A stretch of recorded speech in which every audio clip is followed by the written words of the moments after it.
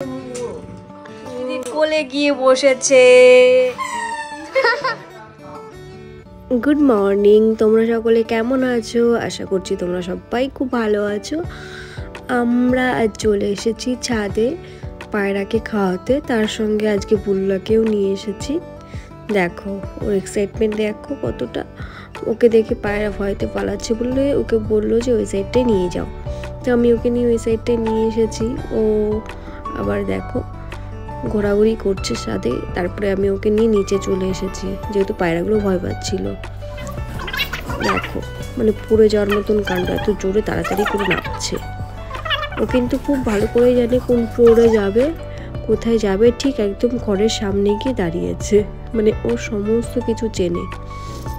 এদিক দেখো খুলে দিচ্ছে। আর এইদিকে আমি একটু রেডি হয়েছিলাম রিল বানানোর জন্য, বাট ও ভাবছে আমি কোথাও যাবো, ওই জন্য ভাবে বসে আছে। ও ওটাই করে। আর এইদিকে ওর দিদি এসেছে, তো দিদিকে খেতে দেখে বলছে দিদি কি খাচ্ছিস দে আমায়। আর এইদিকে আমি আর অর্পিতা একটু বেরিয়েছিলাম ফুচকা খেতে, তো তারপরে এসে দেখি ওর সাথে একটু খেলা করলাম। বাপরে বাপ, দেখো কত বাইনা, আর ওর ছেঁড়া ফাটা কিছু ধরা যাবে না। আর সন্ধ্যে টাইমটা ওর একটু খেলার মুড থাকে, খেলাধুলো করে খাওয়া দাওয়া করে তারপরে বাবু শুয়ে পড়ে। দেখো ধস্তা ধস্তি একেবারে, মানে ওর গায়ে যে মানে জোরটা থাকে না, আমার হাত ব্যথা করে, এত জোরে হেঁচকাটা দেয় ও। আর রাতে দেখো আমাদের ঘুমাতে দিচ্ছে না, ঘুমাতেই দিচ্ছে না। এ বাচ্চা কেন ডিস্টার্ব করছো দিদিকে? যাও যাও যাও ঘুমাও গিয়ে। তো দেখছেন রাত 12টা বাজে, মানে হয় কোনো দিদিকে কেন ঘুমাতে দিচ্ছ না? দিদিকে কেন ঘুমাতে দিচ্ছ না?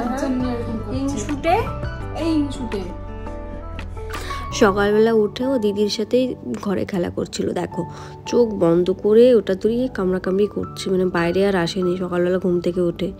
আর এত হিংসামও করছিল, ও দিদিকে রাতে বেডের উপরে ঘুমাতেই দিচ্ছিল না। এরকম হিংসুটে একটা, মানে কেউ আসে না তো, একা একা থাকে, ওই জন্য হিংসুটে। আবার দিদির সঙ্গে বেশ ভাব দেখো। ভাই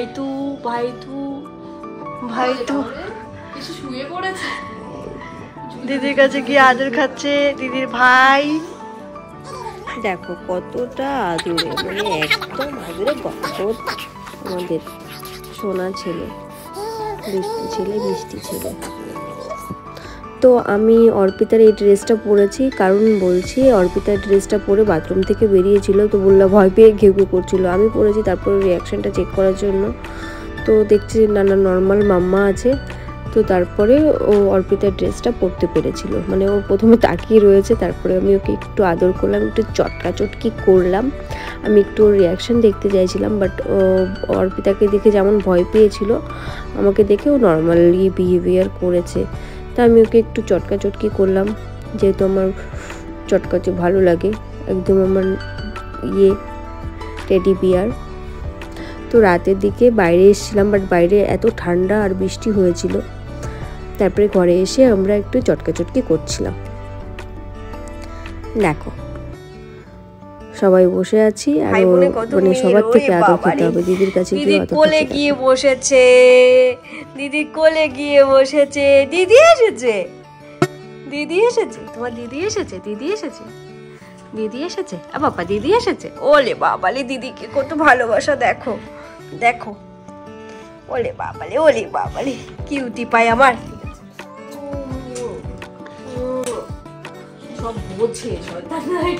ক্যামেরা অন করলে পরে তখন ওর চলে যাওয়ার জন্য করে কি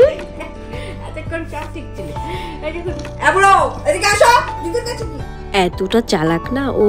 ও এমনি আদর করছিলাম ঠিক আছে, যখনই বললাম অর্পিতা একটু ভিডিও করতে, ও বুঝতে পেরেছে, তো তখন আমার থেকে সরে যাচ্ছিল। তাই এদিকে বলছে এদিকে আসো, বকা খেয়ে আমার কাছে আসছে। মানে বকলে গলার আওয়াজটা এত বোঝে না যে মামা মামাই বকছে, তখন চুপ করে কাছে আসবে আস্তে আস্তে ধীরে ধীরে এরকম।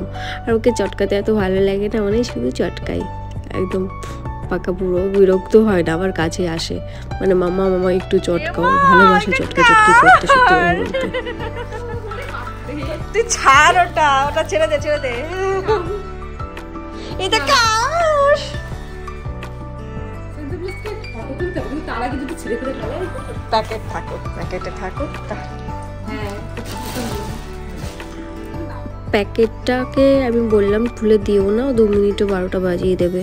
তো ওর পাপা এসে প্যাকেটটা খুলে দিল, দেওয়ার পরে 2 মিনিটে ওর চোখ, নাক, কান সব খেয়ে ফেলেছে। মানে কি বলবো, ঘন্টা ফন্টা সব ছিঁড়ে মিরে একাকার করেছে, বেল্ট ফেল্ট সমস্ত কিছু ছিঁড়ে ফেলেছে।